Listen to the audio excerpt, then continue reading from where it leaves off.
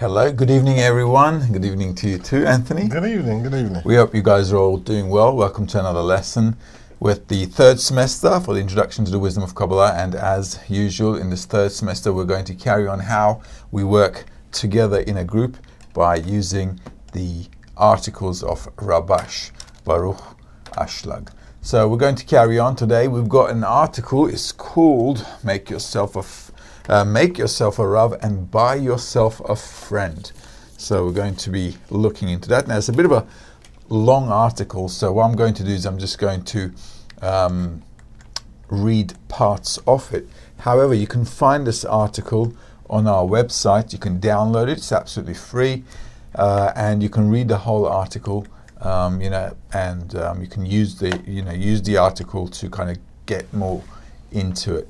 You'll find more inner discernments, and it's a bit more deep. So it's a bit long, but we're going to shorten it down. What I want to do is pass on the essence of the article. Should you have any questions, inquiries, please send them to us via email, or you can ask them, I think, on YouTube. We've got the option. Yes? Can people ask questions on YouTube?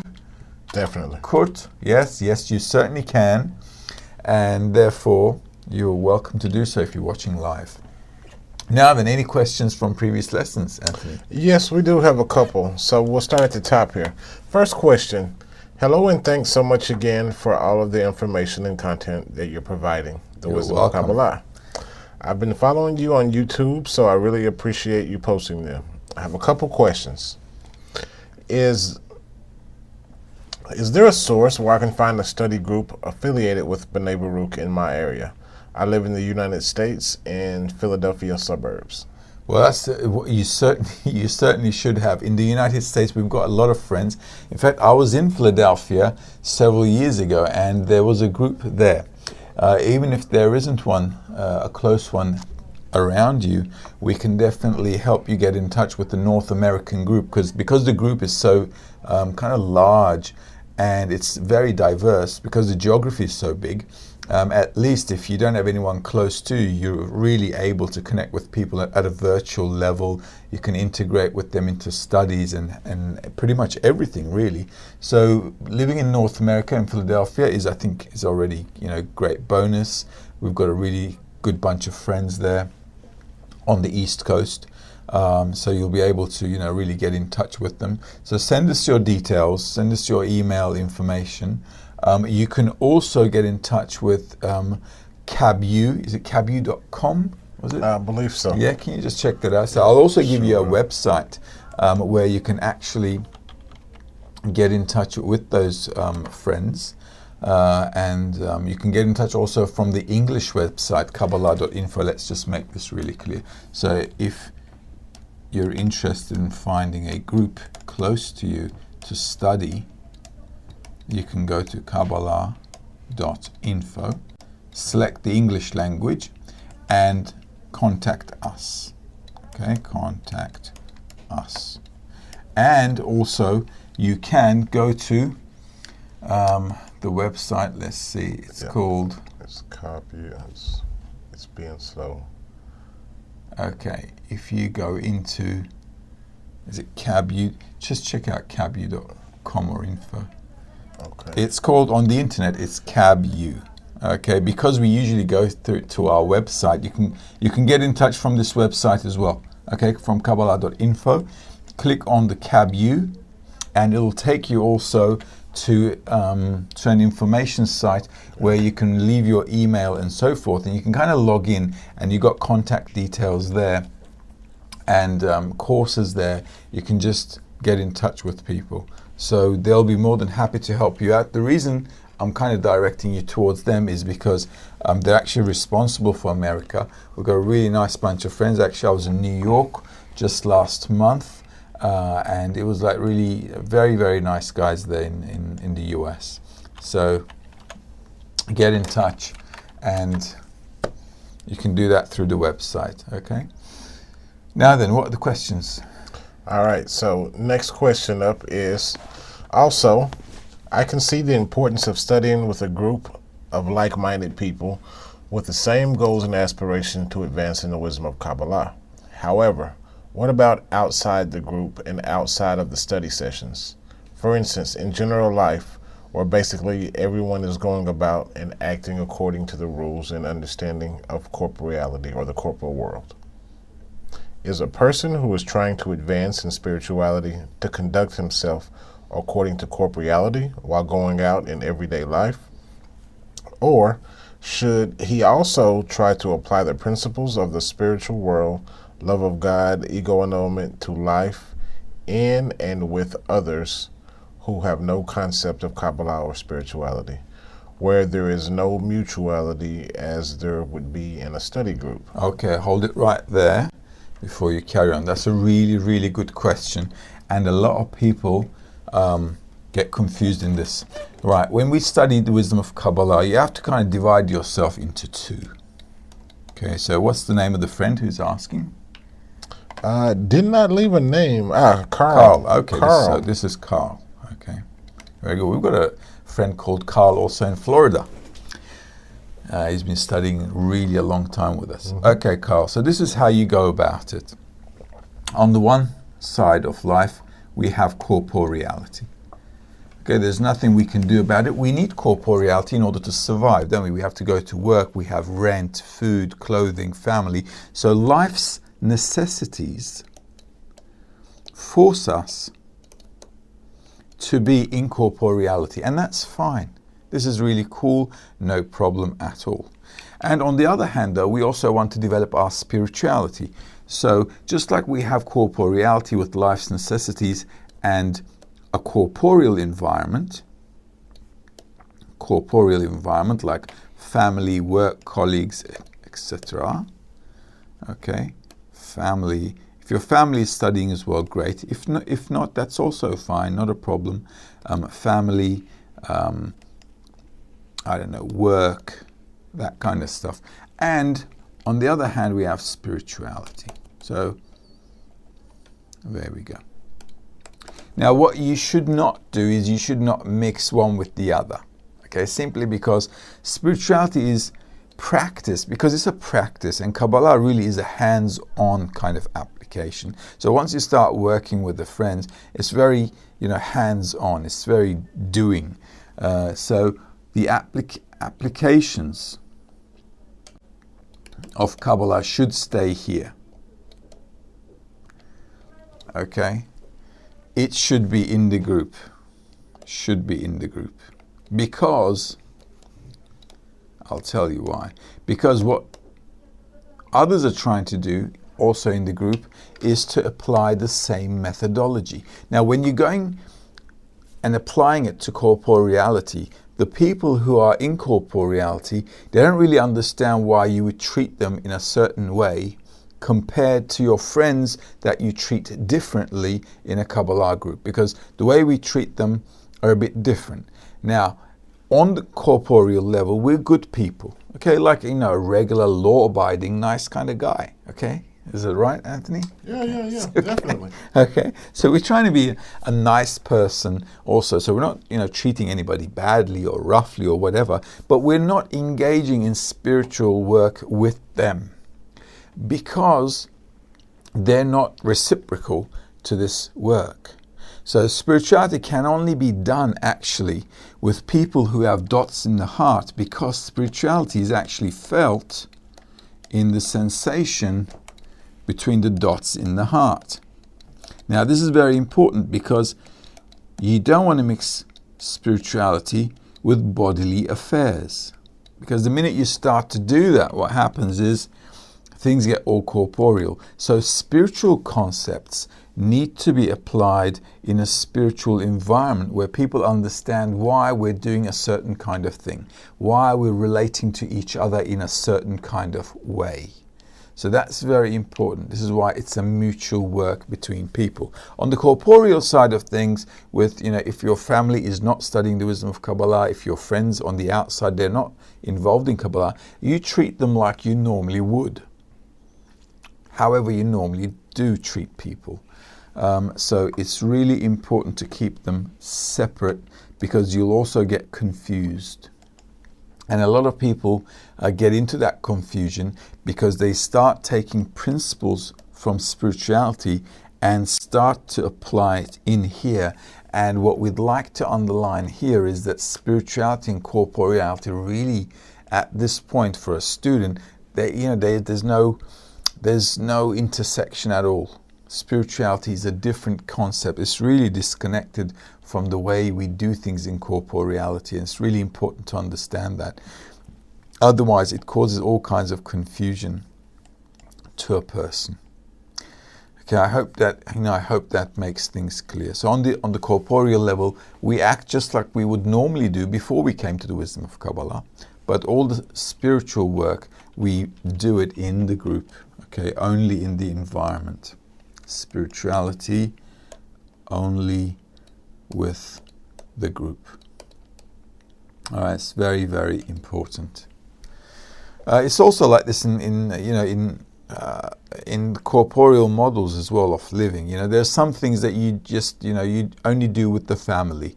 Why? Because it just concerns the family. There are certain things you only do with your colleagues at work. Why? Because it's only related to the work you do with your colleagues. So in corporeality, we're also not mixing a bunch of stuff together. We're keeping family apart from many of the things we delve into in corporeality, or we're keeping our work colleagues out of our personal private life because it's just different environments. And same as well with spirituality. It's only practiced with people who have the same aspiration as you, so that we can actually work efficiently and effectively with mutual understanding. Any other questions there, Anthony? Maybe we can finish that question off. That was the end of it. The ending is not saying was to discuss or Kabbalistic principles, but asking about self-conduct. So I think you... Sorry about that. So it was just saying, I think you pretty much summed up the question. It was basically as someone studying the wisdom of Kabbalah to shift back and forth in their conduct between the spiritual and corporeal worlds, depending on the environment he's in. Just don't mix them up. It just causes great confusion. After a person advances in the wisdom of Kabbalah, then the advancement will kind of allow you to integrate things when you're delving into the perception of reality. However, though, until you get in there, just don't mix them up. It's just two different things. All right, any other questions? That'd be it. Okay, great. So now we're going to delve into this article. I'm reading this from the Social Writings of Rabash. You can also find it in the Writings of Rabash. It's a different book. Okay, so we've got the Writings of Rabash. This is volume 2. This is 3 volumes, all of the compiled writings of Rabash. But I'm just going to delve into this one here. There's the Social Writings of Rabash. These articles are only related to how we work in a group. Okay, so let's get smashing. Like I said, I'm going to jump a few sections of it.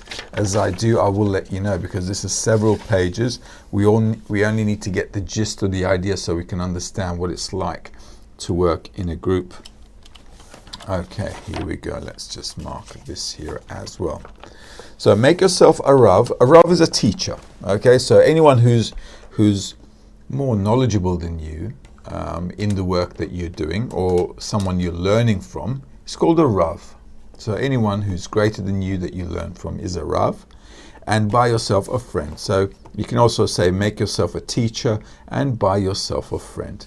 Number 1. There are 2 articles named like this. We're studying the first one. Okay. We must understand the difference in wording between make, buy, and favorably. Making is a practical thing.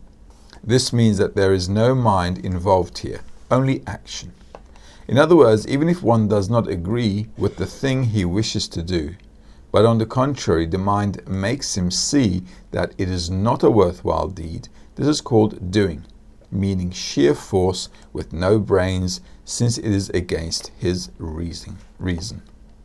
Accordingly, we should interpret in relation to the work, which is our spiritual work, that the fact that one needs to assume the kingdom of heaven is called an act. Now, the kingdom of heaven is attaining spirituality. Okay, so sometimes the terminology might seem a little weird for us in the 21st century, but I'll try to explain to them as we go along. If there's anything confusing, just let us know. So anyone who wants to attain spirituality, who wants to perceive the Creator while living in this world, is taking on this world work called the kingdom of heaven.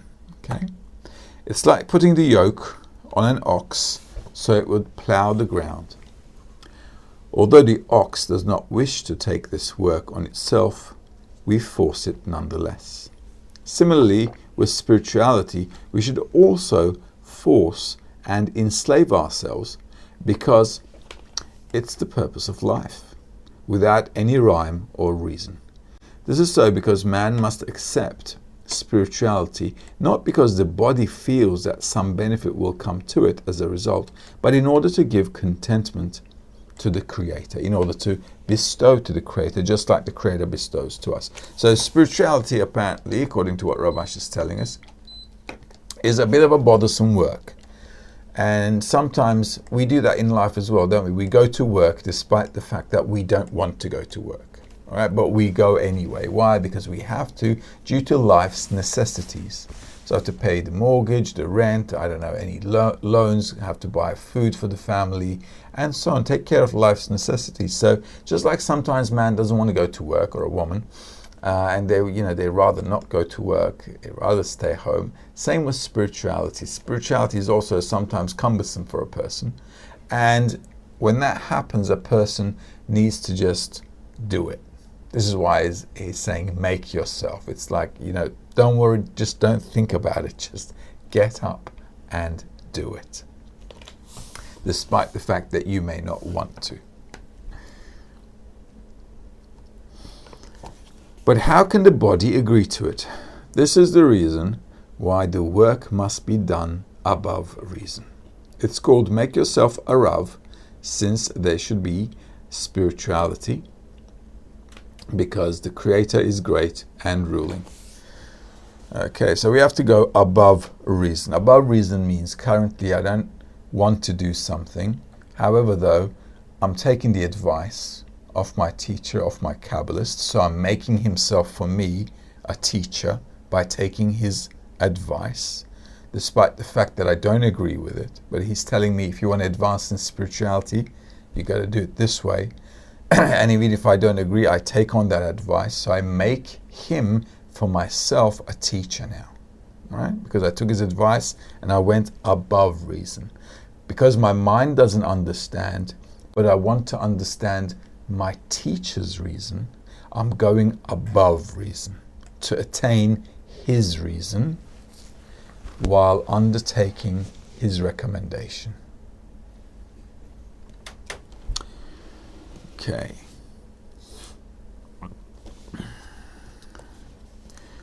Therefore, the order of the work is for one to begin with make for yourself a Rav, and take upon himself the burden of spirituality above logic and above reason.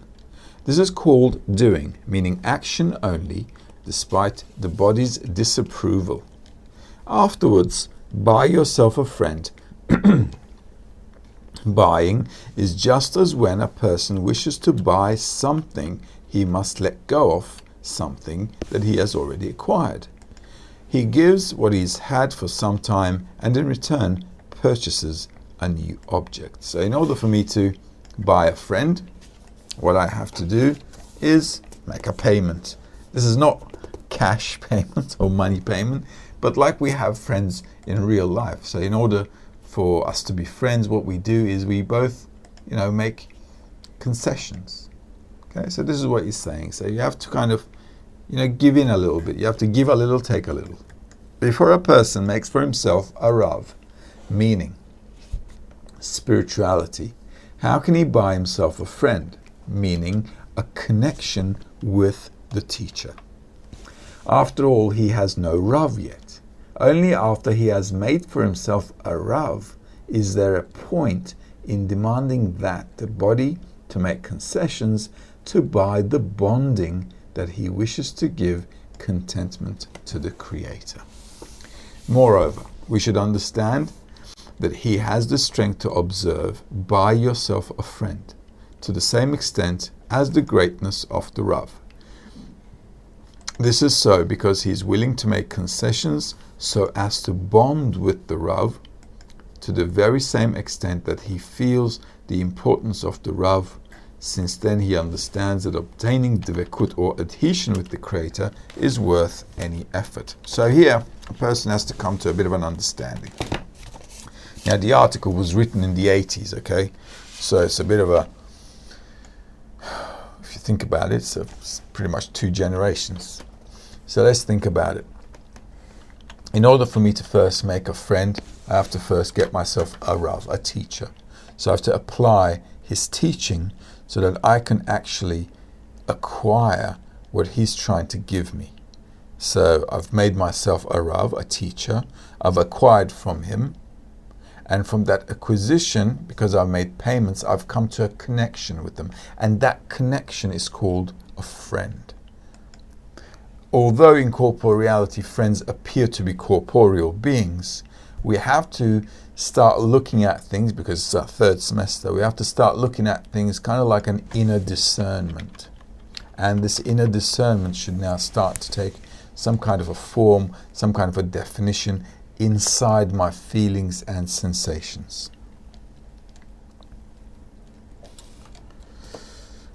It turns out that if one sees that he cannot overcome the body, which is his desire to receive. Body means the desire to receive, so we're not talking about our flesh and bone. Because he thinks that he's not strong enough, and he was born with a weak nature. It is not so. The reason is that he's not feeling the greatness of the teacher. In other words, he still does not have the importance of spirituality, so he has no strength to overcome for something that is not very important. But for an important thing, anyone can concede important things that he loves and receives what he needs. For example, he's going to give us a really nice example now. Okay, so for example, if a person is very tired and goes to sleep around 11 p.m., if he is awakened at 3 a.m., of course he will say that he has no energy to get up to study because he's very tired. And if he feels a little weak or has a slight temperature, the body will certainly have no power to rise at the time he is accustomed to rising. But if a person is very tired, feeling sick, and goes to sleep at midnight, but is awakened at 1 a.m. and is told, there's a fire in the yard, it's about to come into your room, quick, get up, and you'll save your life in return for the effort you're making, he will not make any excuses about being tired, mindless, or sick.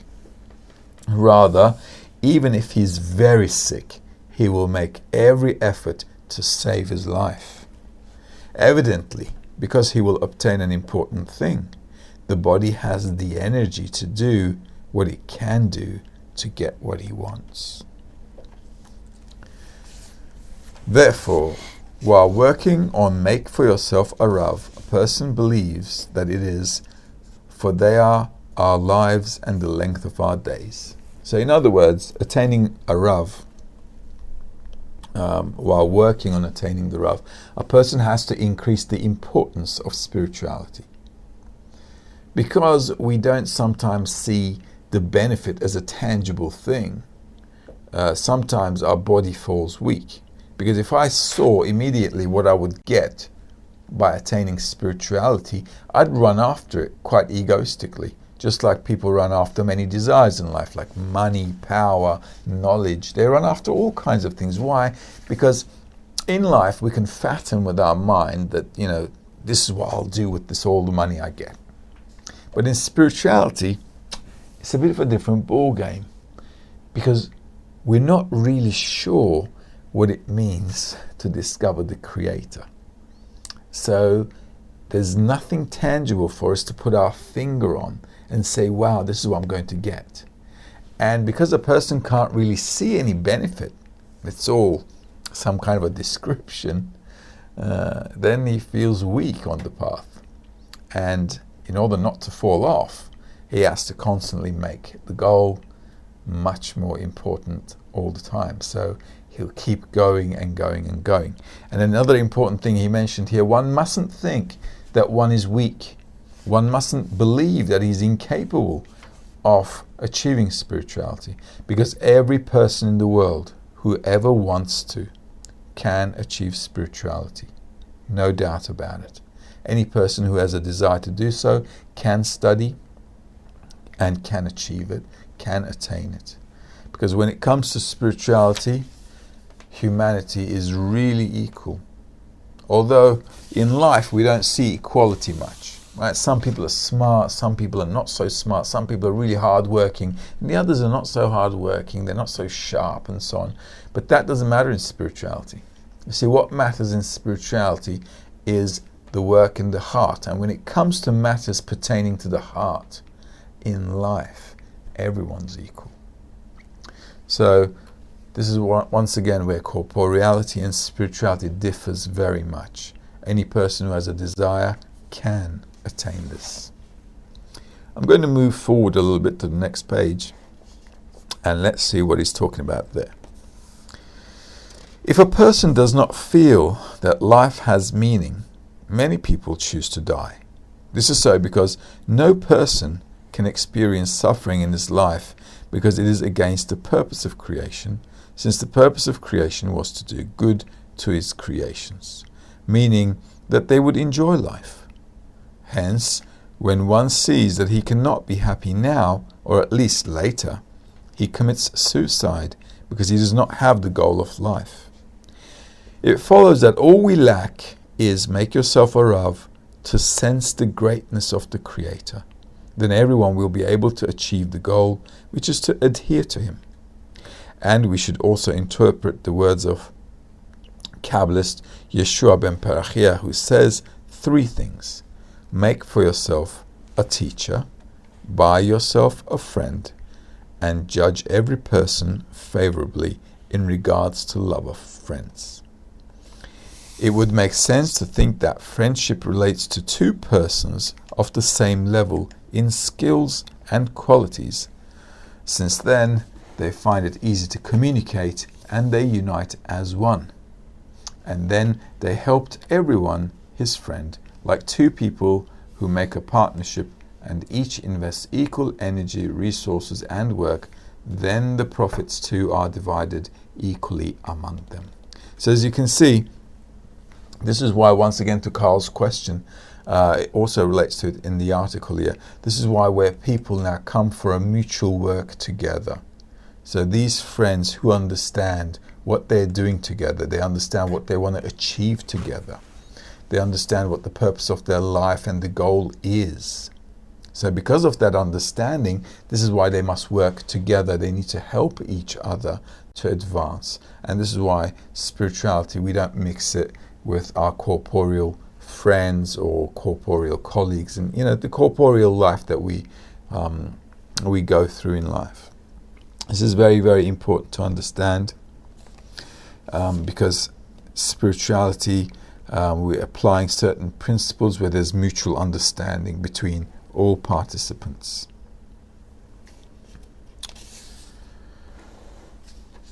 Right.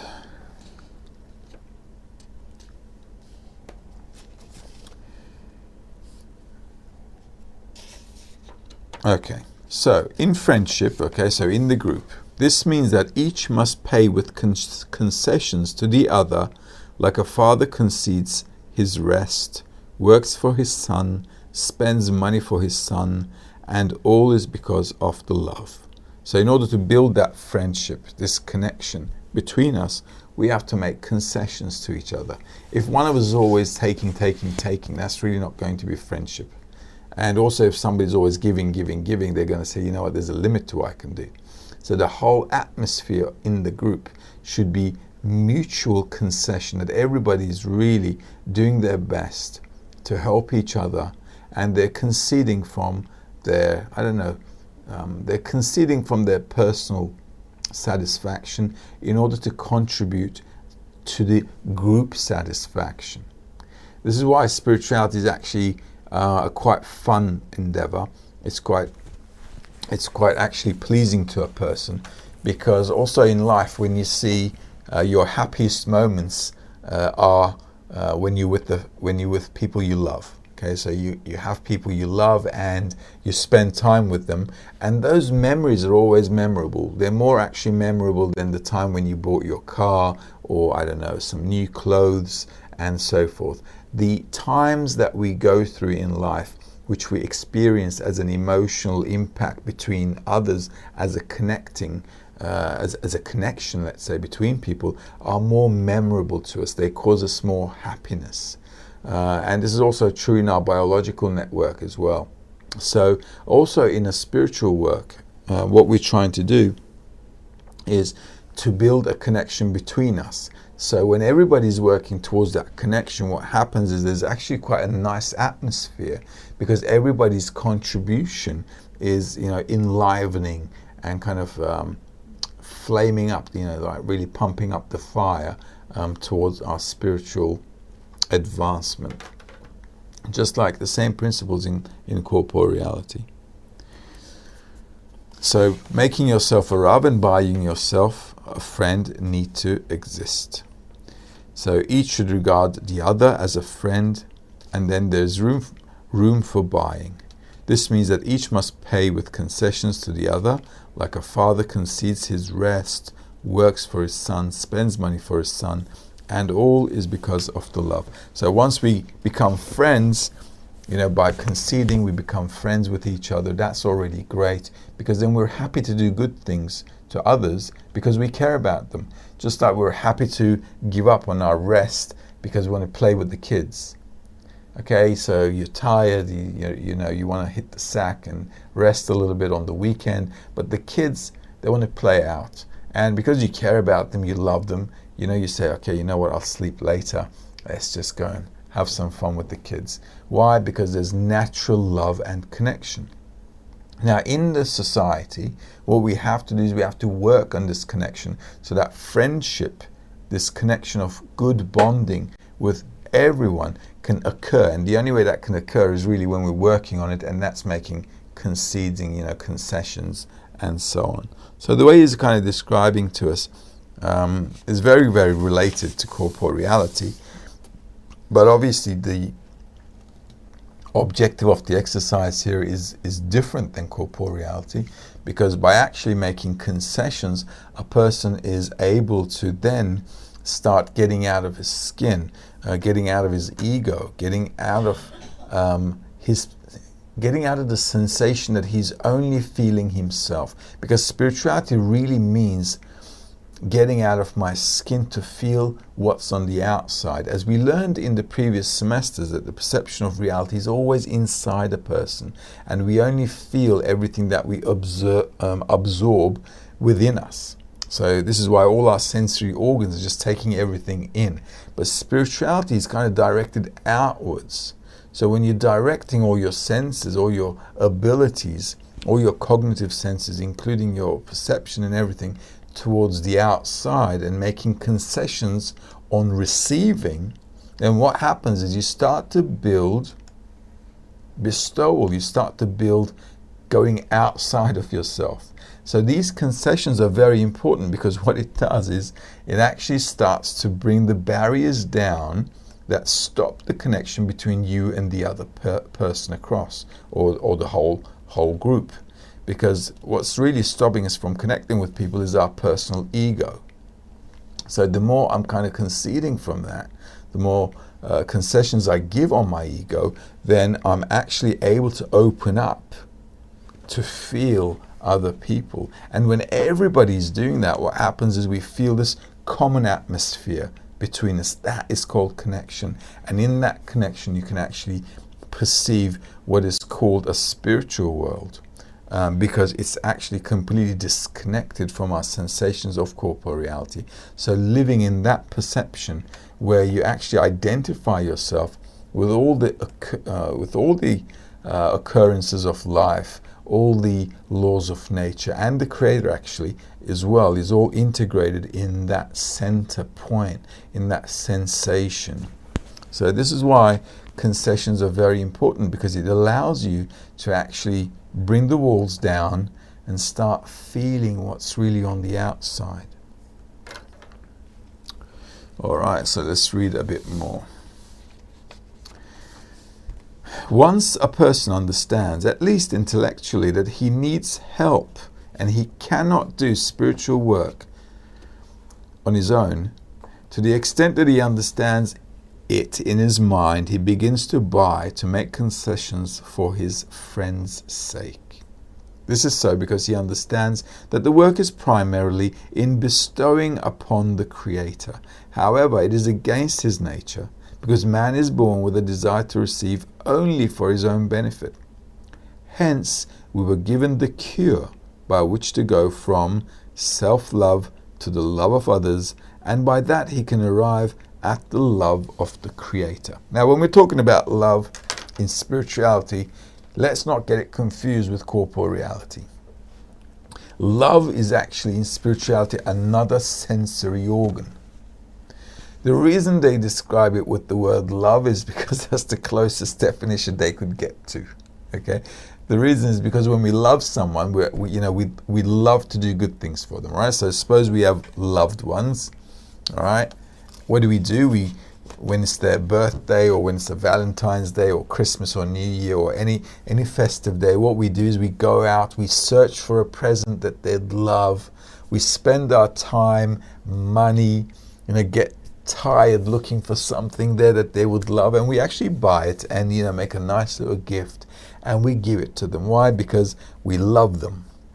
We get a lot of pleasure from that, and we're doing all that for somebody else. So the Kabbalists are saying, listen, if we live in the sensation called love, this is actually the key to feeling the Creator, because his attitude towards us is with love. So you might say, well, what's the difference between corporeality and spirituality? Well, in corporeality, we love people either because they're family, so we have a natural connection to them, or we're friends with them because we have a good time with them, or they're our spouse or our girlfriend, boyfriend, because we get pleasure from being together.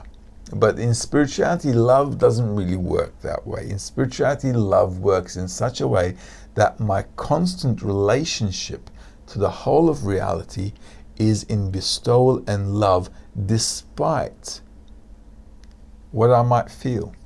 So let's say I have a friend in spirituality. The way that you still treat that friend, even if in corporeality you would have no dealings with such a person, would still be in the spiritual definition of what love is, which we currently don't know what it is, because just like I said, love is actually a sensory organ in spirituality, and until we attain that, it's really hard to express in feelings and sensations. So intellectually, we have to start studying with the books, with the articles, with the materials, so we can actually endeavor to come to an understanding that in order for me to advance spiritually, I need a place to exercise. Just like I need to go to the gym to exercise, or I'll have if I want to go scuba diving, I need what? Buddies, right? Diving buddies. Or if I want to play football, I need friends to play with, and so on. And same with spirituality. If I want to advance in spirituality, what I'd like to do is to have a playground where I can exercise, so that I can start to build on this dot in the heart, which we talked about in the previous semesters, as you'll recall. This dot in the heart, I can start to begin to add on to it some kind of spiritual attitudes.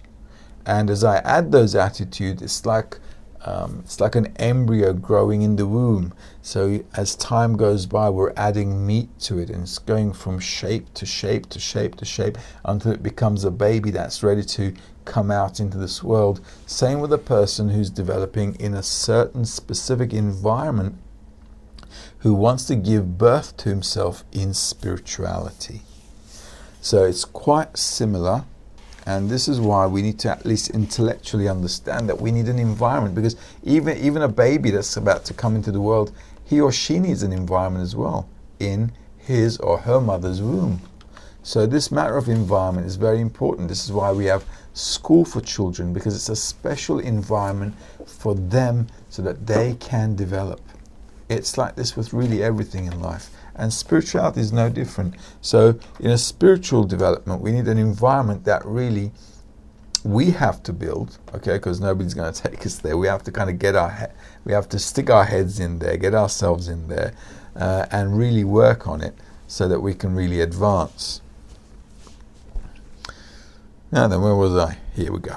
Therefore, he can find a friend at his level, but afterwards, making the friend a teacher, meaning for him to feel that his friend is at a higher degree than him, is something that one cannot see, that his friend is like a teacher and he is like a student. But if he does not regard his friend as a teacher, how will he learn from him? This is called make, meaning a mindless action. In other words, he must accept above reason that his friend is greater than him, and this is called make, meaning acting above reason.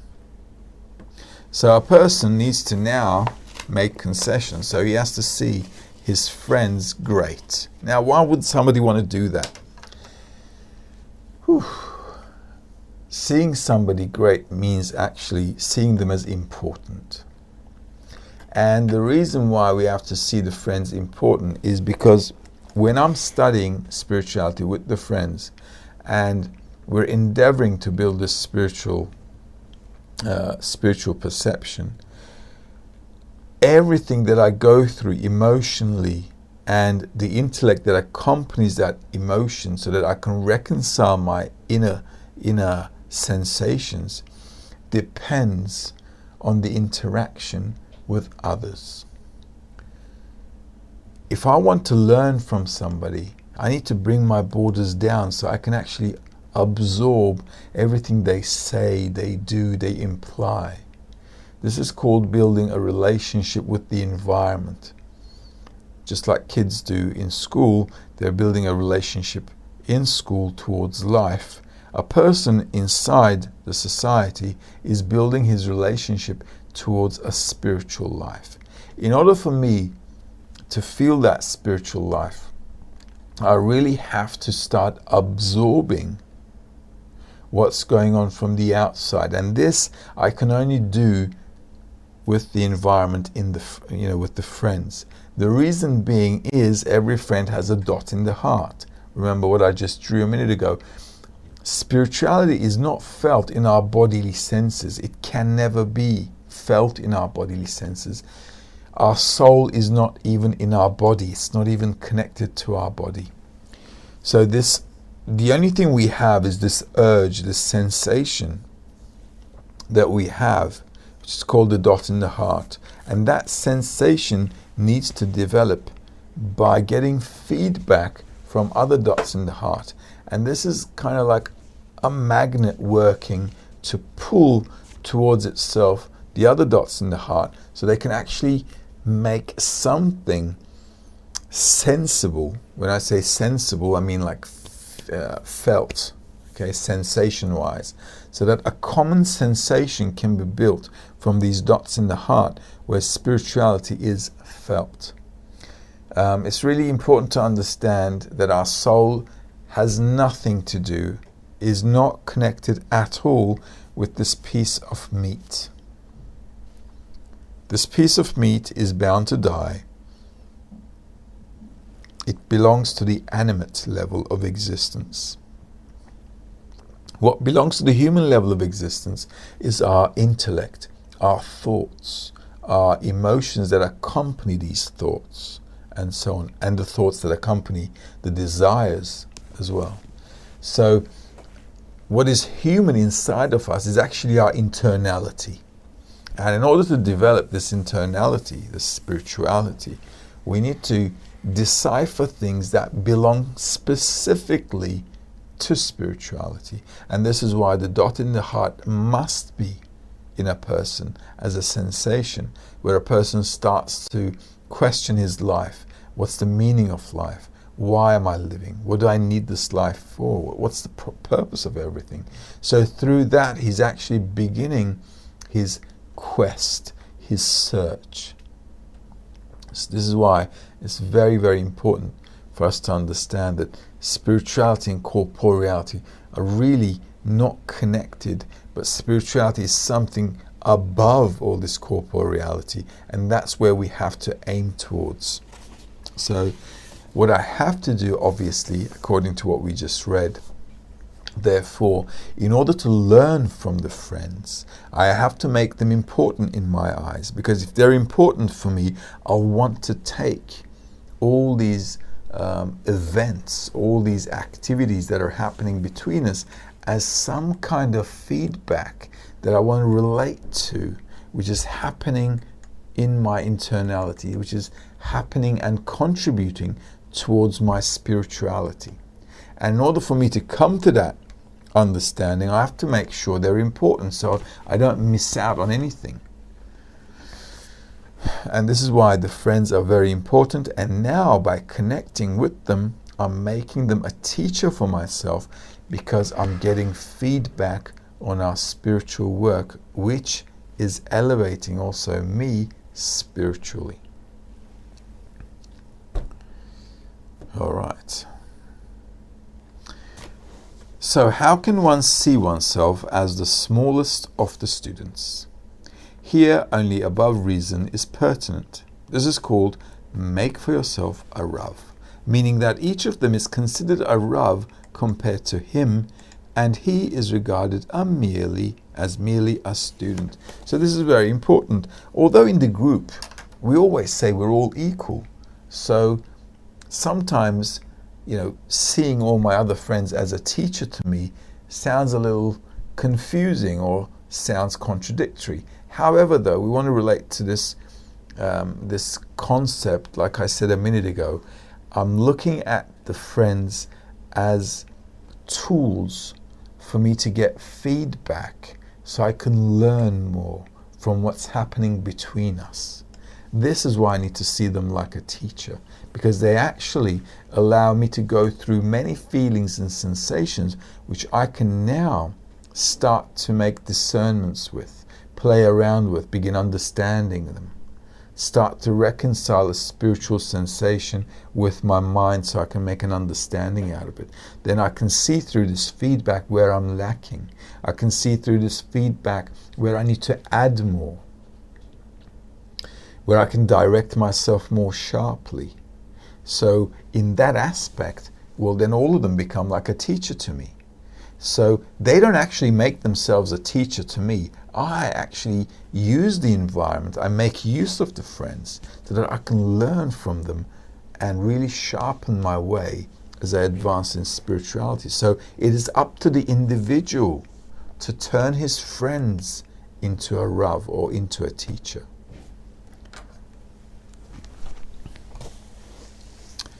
This is a great exertion, since there's a rule that the other's deficiencies are always visible while his own faults are always hidden.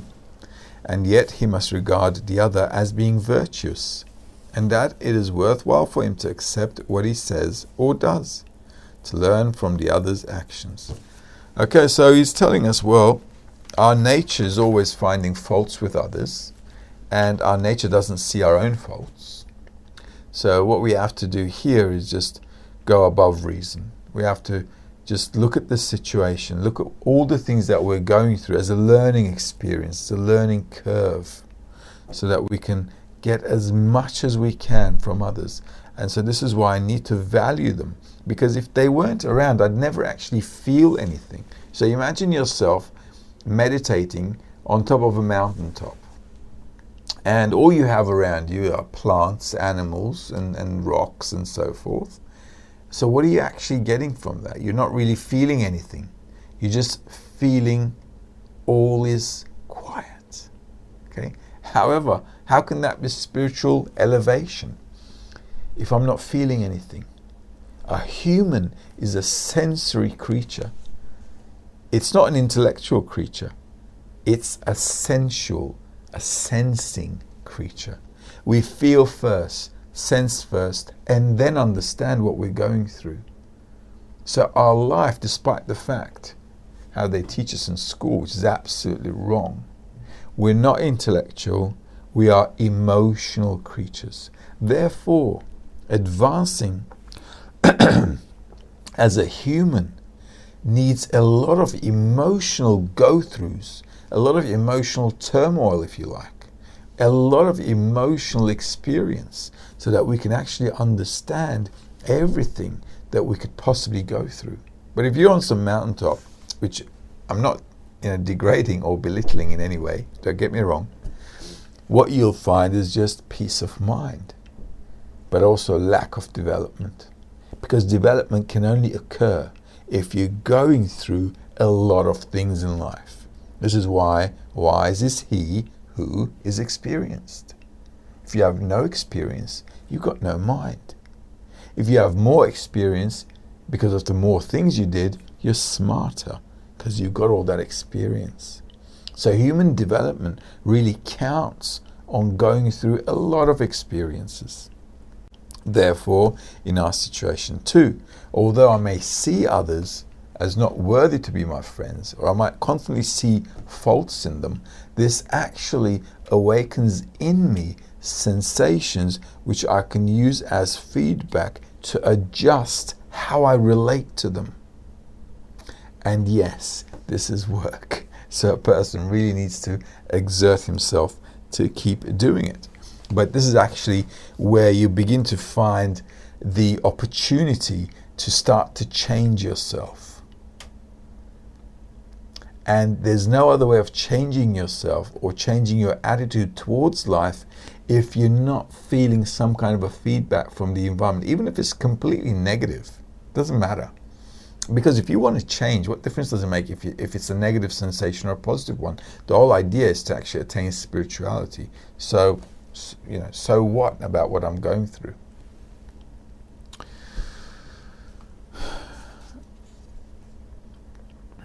This is why it's called make for yourself a teacher or a Rav. It means that for the friend to be your teacher, you have to make it.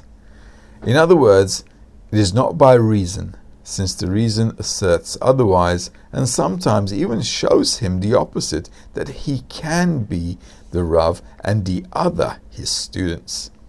This is why it is called make, meaning doing, and not reasoning. So this really has to be done with actions, because the minute you start delving into it, you're always going to find faults in somebody else. So the fastest, surest way to go is to understand intellectually that in order for me to change, I need feedback on understanding what I am. As a desire to receive, this is what our nature is. I have to come to an understanding of what exactly I am, who I am. Our biggest problem in life, psychologically as well, this is why a lot of people are in depression, is one reason alone. They don't understand their own nature. We don't understand what human nature is. Psychology isn't going to help you, by the way, in this. No way. Psychology cannot understand a human being. No way. We're all different. Our faces are different. How we see life is different. How we feel life is different. Everything about us is different. The way we feel things. Okay, we feel hot and cold. Maybe that's a common sensation. But how we go through that sensation of hot and cold is different for everyone. You will not find one person same as the other. In reality, this is how different we are. So in order for me to really discover who I am, I need to go through a lot of things which must be related to a higher level of perception. Why? Because in our current human perception, we cannot understand ourselves. We can only understand ourselves if we go one step higher.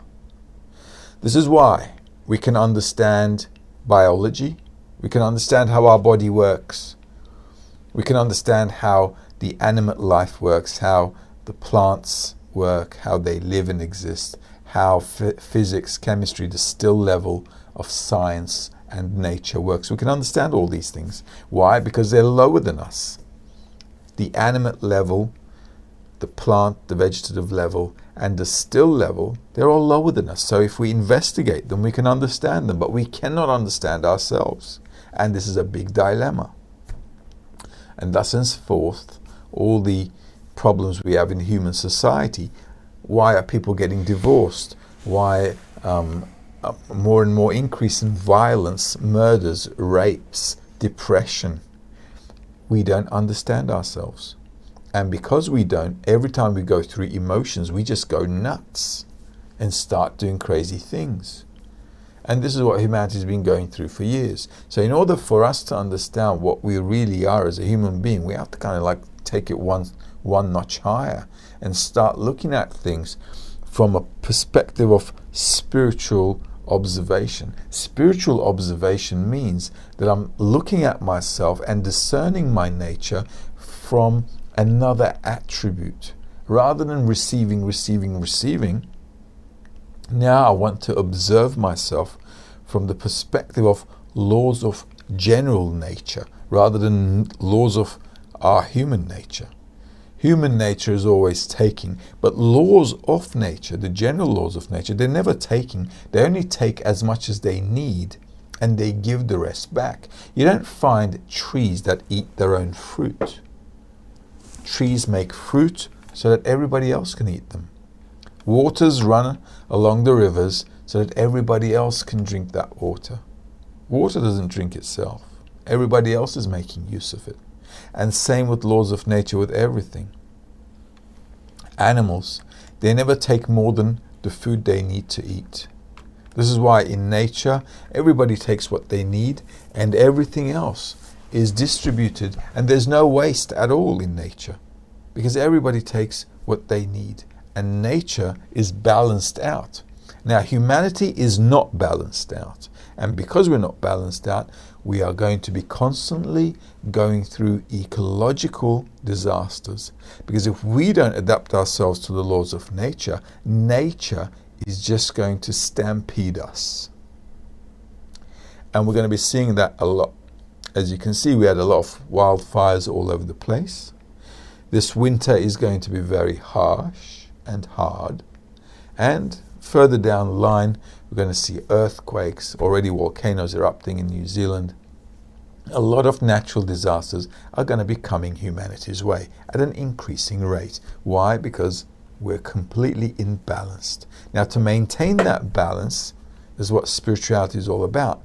So, in order for me to maintain a balance with nature, I have to start understanding what my nature and what the general laws of nature are and start to reconcile them. If I don't, I'm going to get hurt. Life is going to hurt me. This is how it works.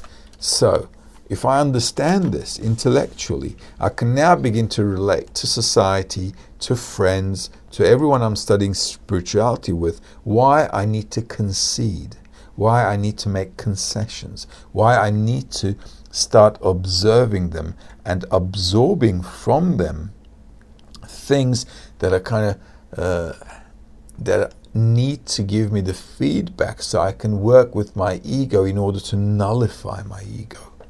Because ego is the thing that is really disconnecting us from nature and giving us all our problems, actually, societal, ecological as well. This world is not enough to feed our greed, unfortunately, although we'd like it to. It can look after much more billions of people, but it's not going to look after our greed. Now, in the meantime, I think we've got a question. Yeah, we've got a question from Marie Mendez. She's asking, is my intuition helpful when I'm trying to implement this method that Kabbalah is trying to teach us? Well, when you say intuition, we have to kind of work on the definition of that. We use feelings a lot, but feelings need to be reconciled with our mind. Okay, this is why we have the mind and the feeling. This is why we have two legs. You know, it's like walking on two legs. So I have feelings and sensations, insights, gut feeling, you know, things like that. But I need to sometimes reconcile it with the mind. Having a feeling is good because it's actually, without sticking our mind into it, it kind of works better on many occasions. However, though, what we want to do in spirituality is to understand also what we're going through so that we can build this upper mind called a spiritual mind. So in spirituality, we have to use both. Sometimes in this article it says, don't think about it, just do it. The reason it says that is because our desire to receive doesn't really agree with making somebody else greater than myself so I can learn from them, especially if I see a lot of faults in other people. So Rabash is just saying here, listen, you're going to get irritated, you're going to get agitated with people, you're going to see faults in them, you're going to think, I can't study spirituality with these guys. These guys are like, really crap. But what happens is, at that time, Rabbi says, listen, just do the work and absorb as much as you can, because everything you see at the end of the day is seen through your own attributes. And the whole world actually is a reflection of my inner self. So when we're studying, it's tough for a person sometimes to go through a lot of things with friends and keep moving on. However, though, intellectually we begin to understand, also from science as well, with science is really helping us now, that if I begin to understand that everything I see on the outside is a reflection of my character, my personality, my traits, then I can learn from them. This is why understanding this is important, and this is why perception of reality is such an important topic in the wisdom of Kabbalah, because everything I perceive is felt through my own traits. What I see, good, bad, ugly, beautiful, everything.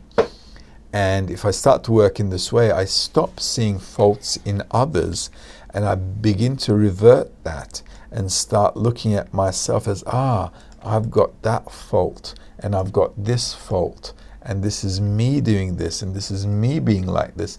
Then I can actually begin to start understanding what I need to work on myself.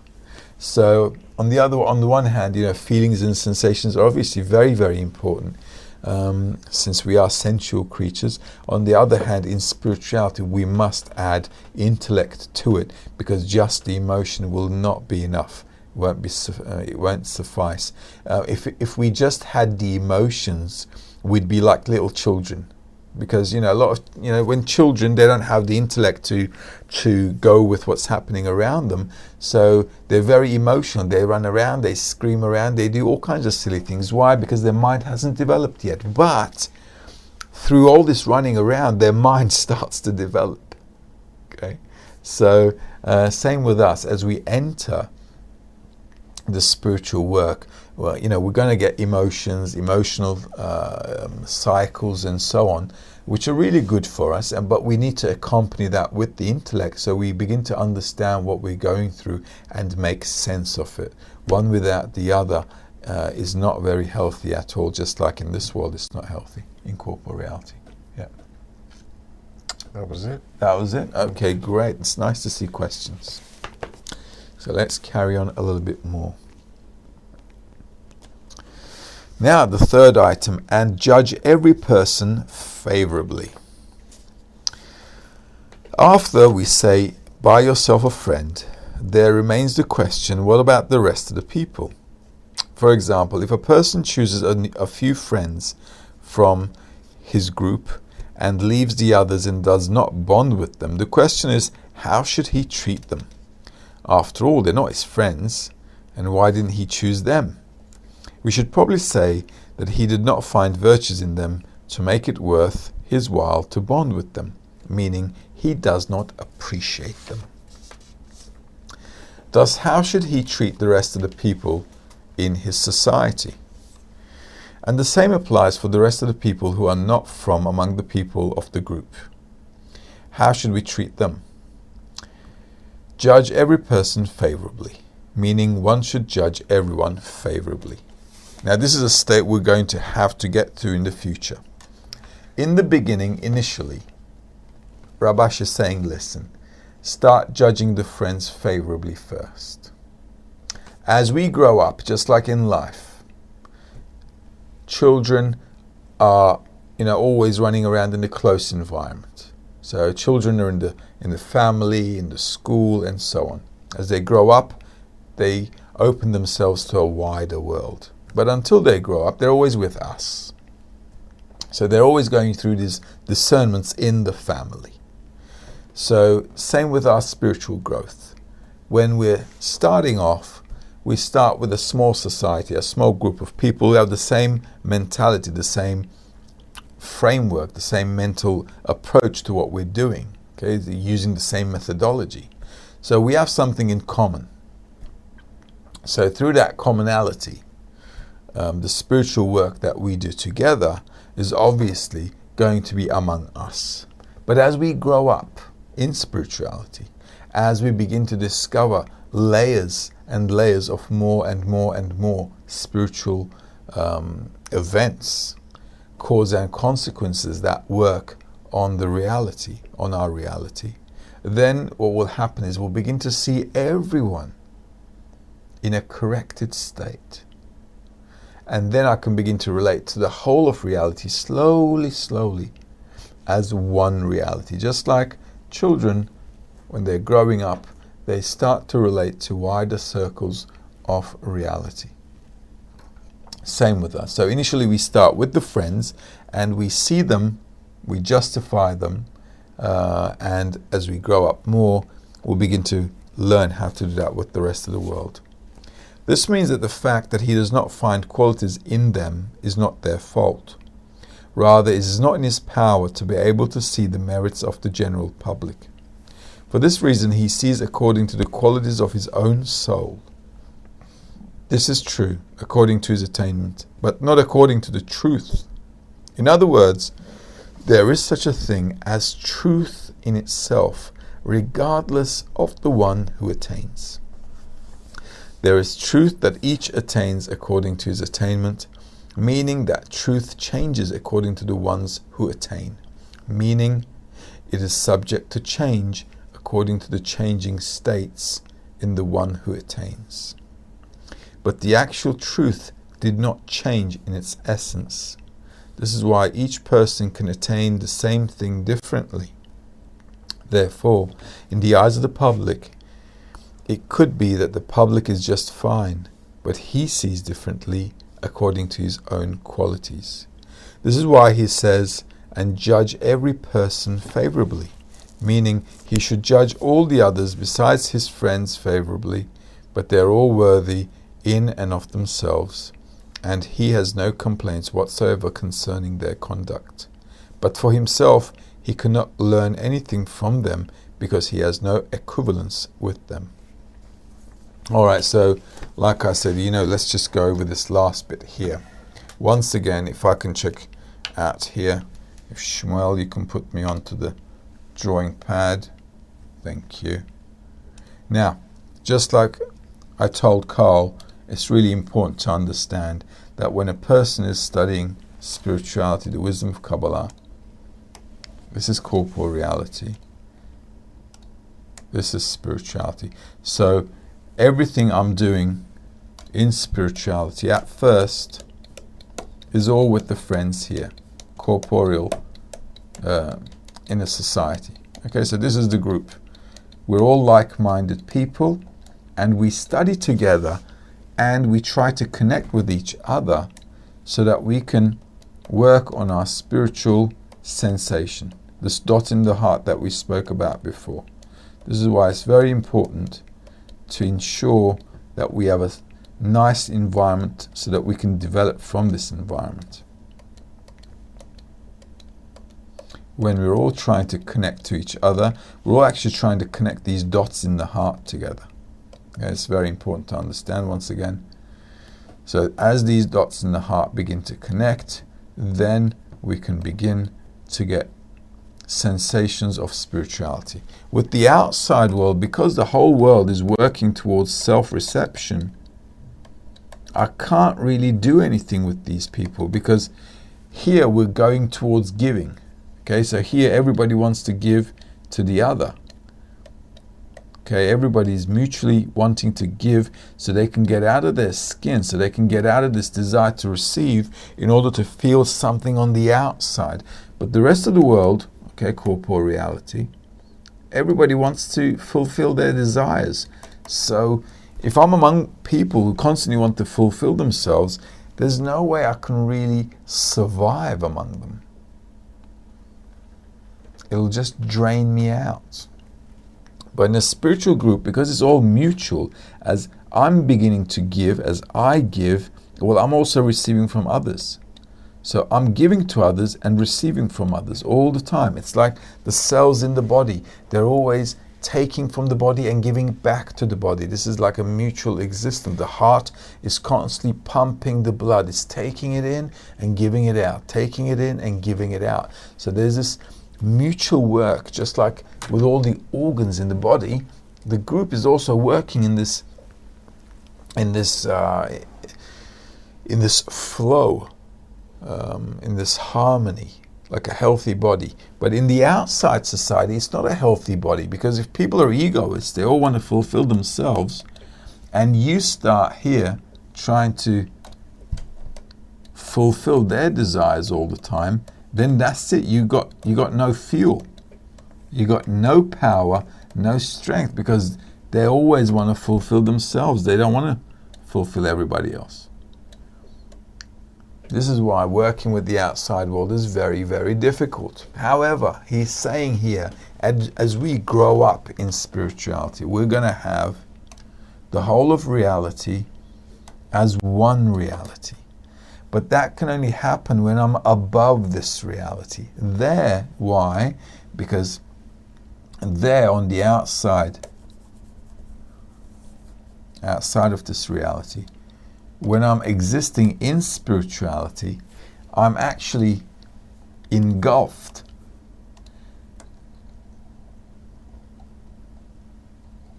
with spiritual powers.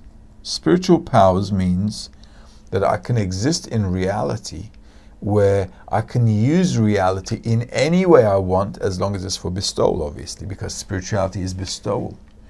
And this is what it means to be in adhesion or in connection with the Creator, or with God or Allah. It doesn't matter how you name it. Once a person, as a spiritual entity, exists in that realm, he becomes actually similar to the Creator.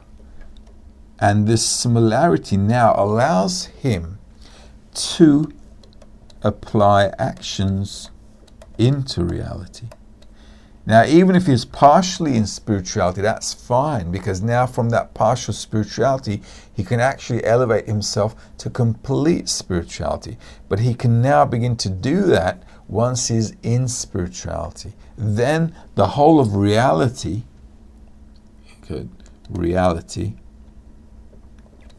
becomes his playing ground for growth. But he can only do that when he's got spiritual abilities to exist in the whole of reality, and he sees it as one reality. Then he can justify certain things, and the things he still cannot justify, he works on them to justify them. And this is why it's very important for us to understand that spirituality needs to be first worked on inside a group, just like kids in kindergarten. And as they grow up, they go to primary school, high school, college, and then they get into life. And that's exactly how our growth is as well. It's not by coincidence that our kids grow this way. It's also in spirituality, we also grow in the same manner. Well, I hope this lesson was a bit enlightening for you.